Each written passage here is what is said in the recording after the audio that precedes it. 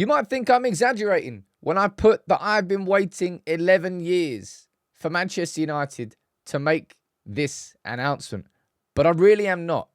Because Man United have agreed a deal with Newcastle to bring in Dan Ashworth as our first ever true sporting director. And it really is probably the most important announcement that we are going to make this summer. I'm going to run through some details from the announcement, exactly what Ashworth is going to be doing at the club, and also just want to have a little bit of a conversation about how important I see this appointment being. And I really don't think this is hyperbole. Man United would never have won the Premier League again if it wasn't for making an appointment like this. Somebody who we have been desperately missing since 2013. Now, the confirmation from David Ornstein here is that Man United have agreed the deal. We all know what the problem has been. Newcastle, spitting feathers, throwing the toys out the pram because their sporting director wants to leave their club. That's what's happened there. And they tried to ask for £20 million. Well, you didn't get 20 million. No actual confirmation on the price here, but I'm going to guess somewhere far closer to the 3 million Manchester United were offering than the 20 that Newcastle wanted. Man United have agreed a deal with Newcastle to appoint Dan Ashworth, and this is probably the most important thing here. I said this in the live show, and I'll say it again now. Ashworth's coming in immediately.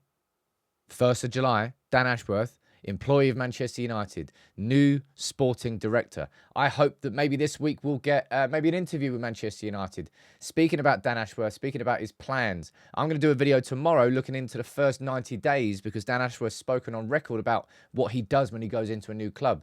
So there's foundations and principles that we can take from that straight away. But he is going to be in charge, overall responsibility-wise, according to David Ornstein, for football performance, overall, recruitment and operations. The Athletic previously reported that Manchester United is still interested in signing a head of recruitment. Whether or not we get one this summer, whether or not we actually get one, remains to be seen. But Dan Ashworth is going to be heavily involved in that. Now, with Newcastle, right? They've delayed this massively for us. And it's quite fun seeing this. Oh, yeah, okay. So and Newcastle are basically trying to sell everyone to be PSR compliant. They sold Minte and, Elliot Anderson. And now Anthony Gordon's got his head turned. That's a shame, Newcastle. That's such a shame. But anyway, Jim Ratcliffe has been frustrated with this whole process. All right? 4 months ago, that article is. 4 months ago, the Newcastle they just pulled a number out of thin air.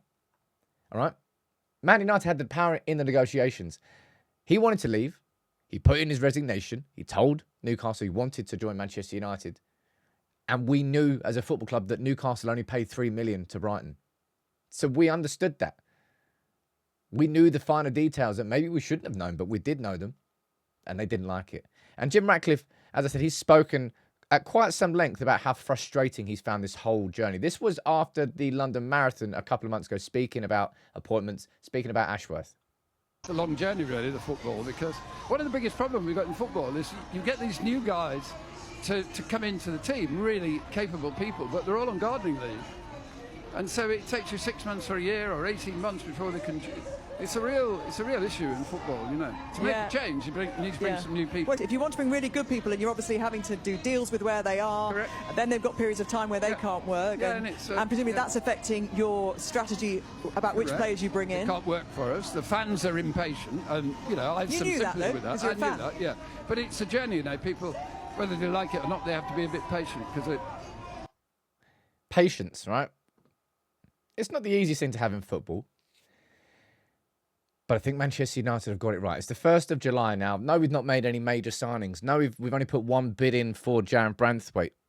But who have City signed? Who have Arsenal signed? Who have Liverpool signed? Who have Chelsea signed? Well, they've probably signed about 400 players already. It has been patient. But this isn't just about what's happening this summer. As I said, this is something that I've been waiting 11 years for because of these scumbags. Because of everything that's happened at our football club since this. 20th of Feb 2013. Not Fergie leaving, but David Gill. Of course, both of them together. They worked with synergy. And when Fergie left and Gill followed them out the door, we know exactly who replaced him. and the accountant became the vice chairman of Manchester United. The man who was at the top of the footballing decision tree, whatever you want to call it, the man in charge of the footballing decisions at our club was an accountant. And lo and behold, the club lost any sort of vision, short or long term, on the football side of our club.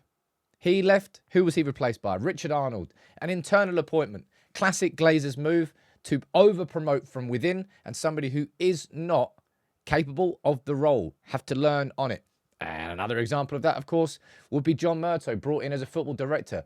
It's that when Richard Arnold came in, I had genuine hope and belief that maybe he can be different to Ed Woodward. Maybe this will be the start of something new. But ultimately, it was a false dawn because the Glazers were still in charge of the football operations. I was hoping that maybe John Murtough, given the good work he did with the academy, could come through and become a good football director. Our first ever football director. But it was merely in name. John Murtough, not every single piece of work he did was bad, all right? And certainly the work that he did with the academy was really impressive. However, I can sit here now saying that Manchester United have gone out and got one of the best sporting directors in England. Highly rated. It's who INEOS wanted. We went after him. We got him. Jason Wilcox was exactly who Omar Barada wanted. We went out and we got him. Omar Barada was a CEO and nobody was even speaking about him. That's the name that kept coming up when Brailsford and Ratcliffe were having all their meetings and trying to figure out who the best appointments would be. As far as INEOS are concerned, they are the three men that they wanted, and they got all three of them. And as Ratcliffe said there, a little bit of patience was always going to be needed by Manchester United fans. But the fact that Dan Ashworth is coming in now on the 1st of July, we don't have to wait until November. We don't have to... Immediately, he's at Carrington, going to be working on deals straight away. De Ligt, Ugarte, Branthwaite, Xerxes. I imagine it all really starts accelerating. As I said, I've waited 11 years for this. For Manchester United to have somebody at the top of our club with an actual genuine football mind. And INEOS have gone about it in their own fashion. And in the first 4 months, they have transformed so much of the football structure of our club. Now, on the pitch, there was lots that needed to be improved. Hence why we're going to be getting 2 new assistant coaches in as well. And maybe 1, if not 2, assistant coaches leaving too. There is more change coming. But having, for so long, had to look at my football club under the, I'm not even going to call it stewardship. It's almost just negligent ownership of the Glazers and not caring at all about having the right people in charge. We've now got a genuine football director. And I shouldn't really be getting that excited about it because it's weird.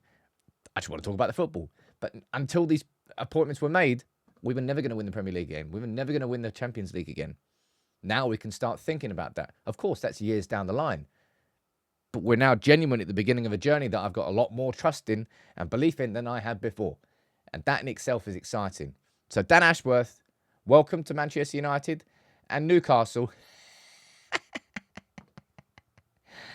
I